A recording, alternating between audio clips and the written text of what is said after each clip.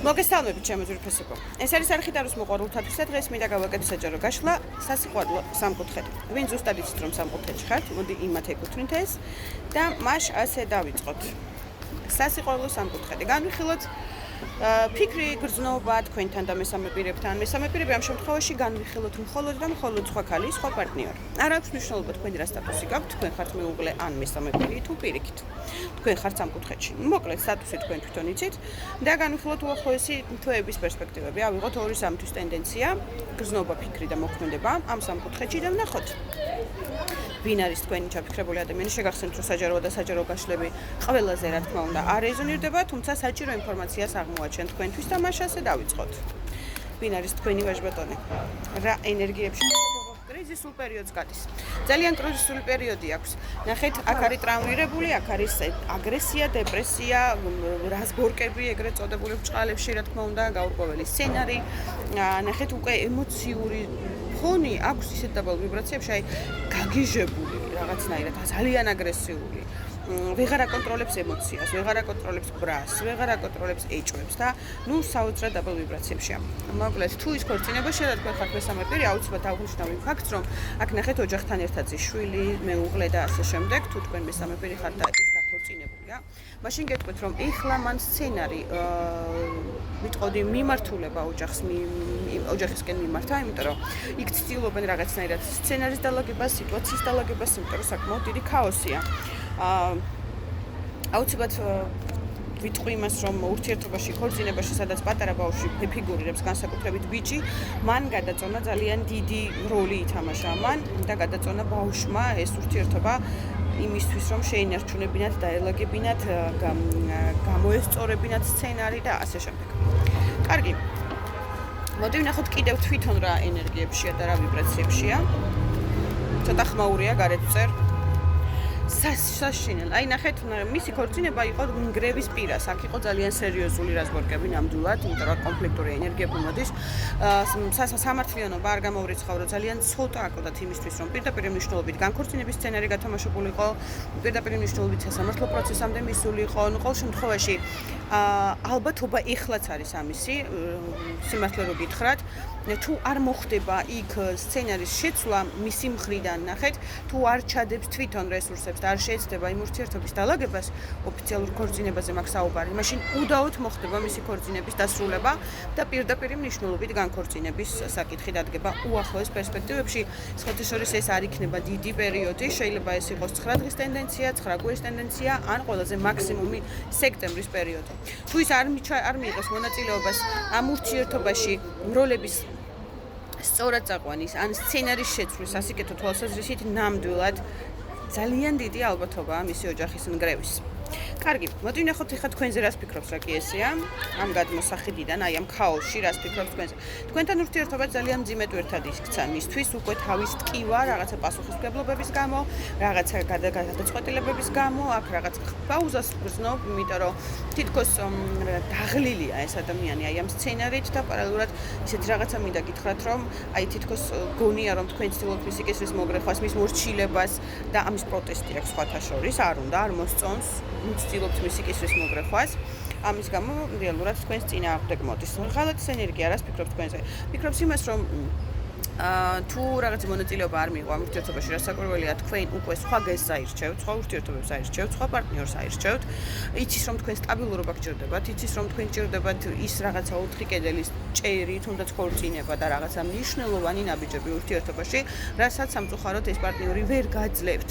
შიშის ფაქტორი აქვს ის, რომ ნებისმიერ წამს შეიძლება გამოჩნდეს თქვენს ცხოვრებაში ახალი ადამიანი, რომელიც ამ ყველაფერს შემოგთავაზებთ, რასაც თვითონ ვერ გაძლევთ და ამის გამო განცდებშია სხვათა შორის. გრძნობა თუ აქვს თქვენს მიმართ?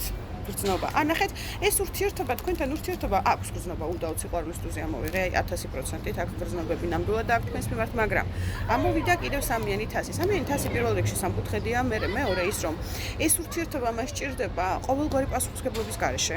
სჭირდება ფლირტისთვის, სექსისთვის, დროსტარებისთვის, დღესასწაულისთვის. თქვენ კიდე აიძულებთ რაღაცა პასუხისმგებლობები აიღოს. ამიტომ ეს არ არის მზად ეს ადამიანი. ამ პასუხისმგებლობები იქაც ეყოფა, რაც აქვს პასუხისმგებლობები და ქაოსი. ამიტომ ნუ აიძულებთ ამ ადამიანს რაღაცა პასუხისმგებლობები იკისროს. დღესდღეობით თქვენი აი ეს ემოციაც და ეს რაღაცა განსაკუთრებული დამოკიდებულება თქვენს მიმართ სამწუხაროდ ფეხებით ჩამოკიდა. ანუ გააჩერა და აპაუზა, იმიტომ რომ რეალურად ძალიან დიდ წინააღმდეგობაში მოდის არა მხოლოდ საკუთარ თავთან, არამედ ურთიერთობებშიც, განსაკუთრებით აი თავზე ენგრევა ქორწინება თუ ის ქორწინებაშია, უდაოდ ან რაღაცა პარალელური ურთიერთობა. და ძალიან დიდი შიში აქვს. არასწორი ნაბიჯების გადადგმის ძალიან დიდი შიში აქვს. ხმლისტუზი ამ შემთხვევაში და სამართლიანობა უცილებლად გამომახვილა ყურადღებას იმაზე, რომ შეიძლება აი ამ აწონდაწონის რეჟიმში შეიძლება მიიღოს სწორი გადაწყვეტილებები ემოციის გარეშე, იმიტომ რომ ხმალი მაინც ნიშნავს ცივი გონებით მიღებულ გადაწყვეტილებებს და ფიქრობს, რომ ეს იქნება მართებული და სწორი. ამიტომ რაღაცნაირად უახლოეს ორ პერიოდში, 2 დღე, 2 კვირა, 2 თვის ტენდენციაზე რეალურად აღმოჩნდება ისეთი არჩევანის წინაშე, რომლის გაკეთება უდაოდ მოუწევს.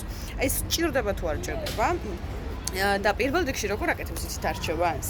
თვითონ უნდა იყოს კმაყოფილებაში.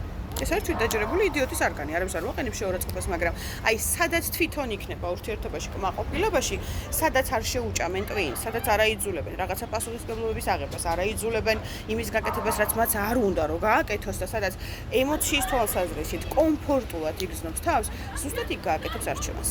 უდაოდ.